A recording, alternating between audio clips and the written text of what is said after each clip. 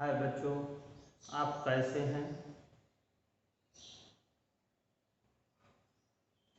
हम पिछले वीडियो में वैद्युत क्षेत्र की तीव्रता द्विध्रुव के अनुसार ज्ञात करना सीखा था, जिसमें हम अक्षीय स्थिति का अध्ययन कर चुके थे। आज हम निरक्षीय स्थिति का अध्ययन करेंगे या अनुप्रस्थ स्थिति, इसका हम अध्ययन करेंगे। तो हम चलते हैं विद्युत द्विध्रुव की निरक्षीय स्थिति या अनुप्रस्थ स्थिति। अनुप्रस्थ स्थिति निरक्षीय का मतलब होता है जो अक्ष में ना हो, अर्थात अक्ष के अलावा हो। निरक्षीय स्थिति का मतलब होता है जो अक्ष में ना हो या अक्ष के अलावा हो, अर्थात अक्ष से ऊपर भी हो सकता है, अक्ष से नीचे, उसी अक्ष पर नहीं होना चाहिए। निरक्षीय का मतलब है। अब निरक्षीय स्थिति में हम सबसे पहले देखेंगे कि ये हमारा विद्युत द्विध्रुव है। ये ए है और ये बी है। ए सिरे पर माइनस क्यू आवेश और बी सिरे पर प्लस क्यू आवेश रखा गया है।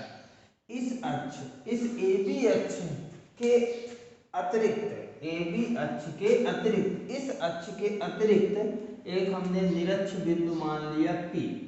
कौन सा बिंदु मान लिया? पी। जो निरक्ष, जो द्विध्रुव के केंद्र से आर दूरी पर है।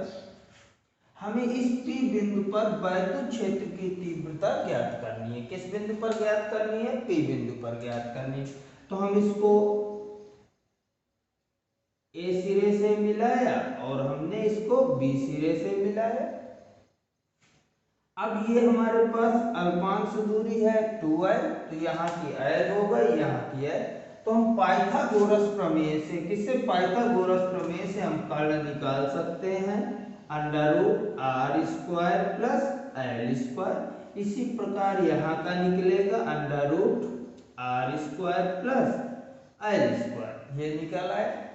अब जिस बिंदु पर ज्ञात करना होता है सदैव वहां पर धन परीक्षण आवेश, कौन सा आवेश लाया जाता है? धन परीक्षण आवेश लाया। अगर धन परीक्षण आवेश है तो ये माइनस क्यू के कारण इसकी तीव्रता E2 हो गई और प्लस क्यू के कारण वैद्युत क्षेत्र की तीव्रता, ये प्लस प्रतिकर्षण, जिसके कारण इसकी तीव्रता E1 हो गई। अगर ये कोण हमारा थीटा है तो ये भी थीटा होगा, क्योंकि ये दोनों भुजाएं समान। हमने एक ये परिणामी वैद्युत क्षेत्र की तीव्रता E कर दिया, तो ये भी थीटा होगा और ये भी थीटा होगा। इससे ये संगत कोण और इससे ये एकांतर कोण, ये हमारे पास दो स्थितियां बनती हैं। तो हम अगर इसका घटक ज्ञात कर ले, क्या निकाल लें? इसके हम घटक निकाल लें। ये थीटा है और ये E1 है, तो जिससे कोण बनता है वो होता E1 cos थीटा। ऐसे ये हमारे पास थीटा है और ये E2 है, तो इसका ये घटक हो गया E2 cos थीटा। अब इसके लंबवत, cos के एक लंबवत रेखा होती है, cos के जो लंबवत रेखा होगी वो साइन होगी, तो ये E1 sin थीटा और ये हमारे E2 sin थीटा। अब हम यहाँ पर ये दोनों विपरीत दिशा में हैं, दोनों ये विपरीत दिशा में, जब ये दोनों विपरीत दिशा में होंगे और एक ही अक्ष पर है तो एक दूसरे को निरस्त कर देंगे, अर्थात इनका परिणामी शून्य होगा। इनका परिणामी E1 sin थीटा और E2 cos थीटा, इन दोनों का परिणामी शून्य होगा। तो हमारे पास ये निष्क्रिय हो गए, अर्थात हम इनका अध्ययन नहीं करें क्योंकि इनका परिणामी शून्य हो गए। अब हम चलते हैं इसमें। तो हम सबसे पहले माना वैद्युत द्विध्रुव AB है जिसके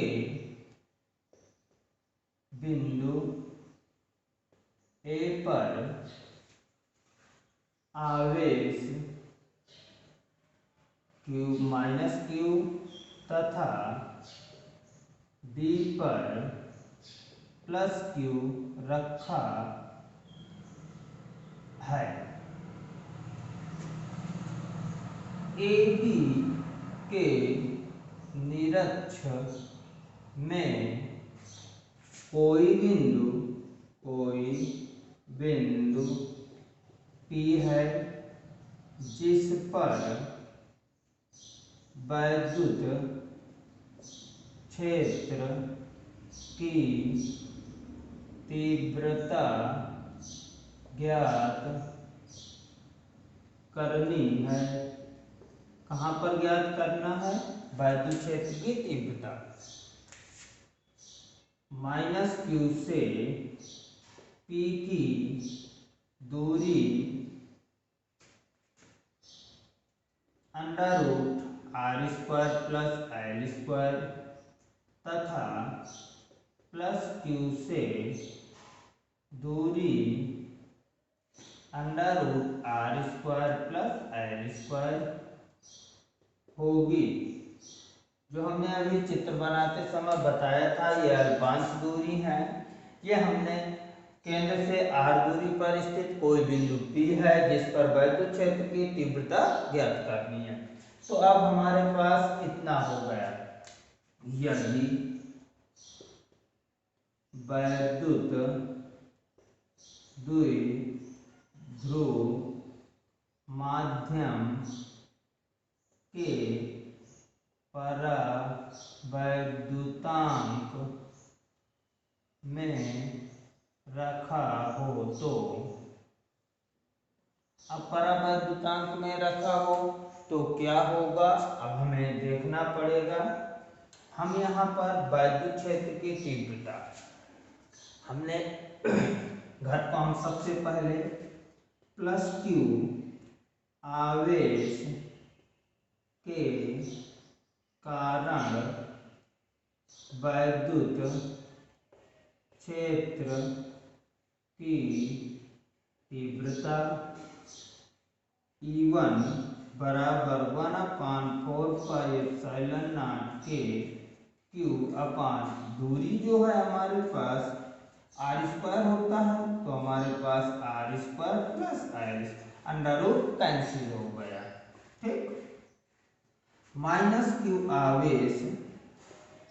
आवेश के कारण वैद्युत क्षेत्र की तीव्रता E2 बराबर 1/4πε0 के Q अपान r² + l²। अब E1 तथा E2 के दो घटक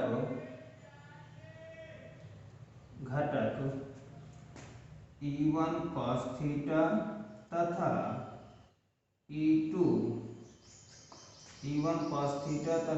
E1 cos sin थीटा, इसी प्रकार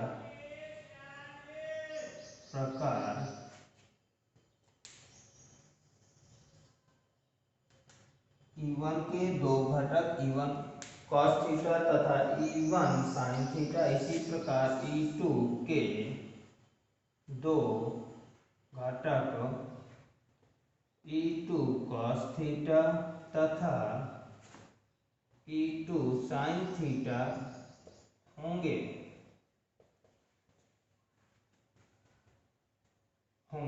जब ये दो घटक ये होंगे तो हमारे पास E1 sin थीटा और E2 sin थीटा एक दूसरे को निरस्त कर देंगे। E1 sin थीटा तथा E2 sin थीटा एक ही अक्ष पर विपरीत दिशा में हैं, जो एक दूसरे को निरस्त कर देंगे। अब जब ये एक दूसरे को निरस्त कर देंगे तो अब क्या होगा, तो हमारे पास प्रभावी घटक जो बने E1 cos थीटा और E2 cos थीटा ही बचेगा। इतना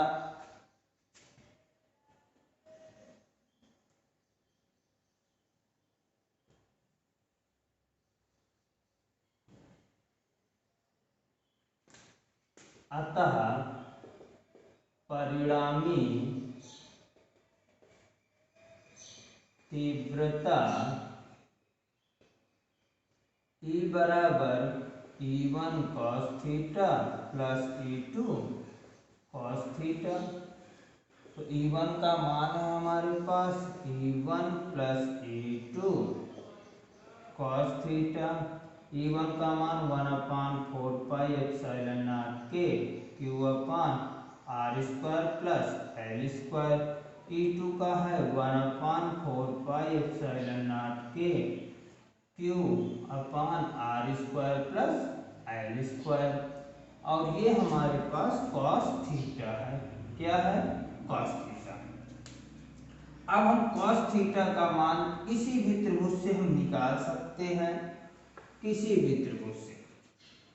जब हम इसको लिख सकते हैं 1/4 पाई एप्सिलॉन नॉट के 2Q अपान R square plus L square cos theta. त्रिभुज चाहे जिससे निकाल सकते OQP या AOP। त्रिभुज AOP में cos थीटा बराबर होता आधार बटे कर्ण। तो इसका आधार हमारे पास ये L है, कर्ण हमारे पास R square plus L square under root है। अंडर रूट को हम 1/2 लिख सकते हैं। हम इसमें इसकी वैल्यू रख देते हैं 1/4 pi epsilon not 2Q R square plus L square और ये रह गए L अपान R square plus L square का होल 1/2। अब ये हमारे पास आ गया 1/4 पाई एप्सिलॉन नॉट के